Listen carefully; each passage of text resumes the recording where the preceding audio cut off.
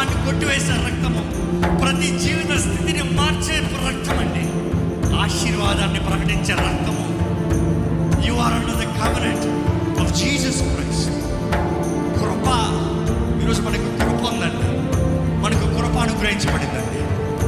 మన చేతుల్లో మనం ఆ రక్తాన్ని తీసుకుని ఆ శరీరానికి సాదృశ్యంగా ఉన్న ఆ రొట్టె ముక్క తీసేటప్పుడు మనం సిలువని జ్ఞాపకం చేసుకోవాలి. దయచేసి మీ చేతుల్లో తీసి పెట్టుకుని దేవుడిని స్తుతించండి. మీరు తీసుకున్న వారు దయచేసి కూర్చోమని వేడుకుంటాను. మరలా లేచి నిలబడొచ్చు. తర్వాత మీరు పొందుకుంటే దయచేసి కూర్చోండి, పొందుకున్న వారు లేచి నిలబడి ఉండండి. కానీ సిలువని జ్ఞాపకం చేసుకుందాం, సిలువని ధ్యానిద్దాం.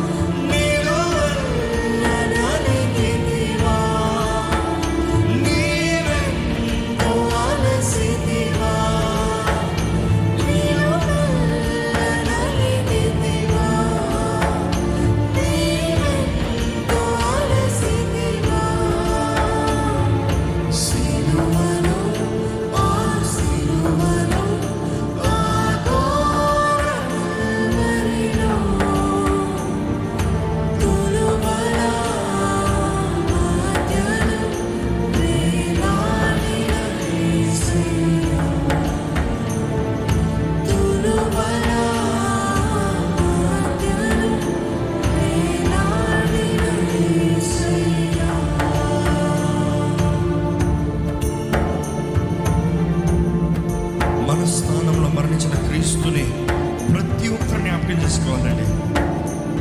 ఈ స్థానం, మీరున్న మరణించాల్సిన చోట, మీరు మరణించాల్సిన విధానం క్రీస్తు మరణించాడు.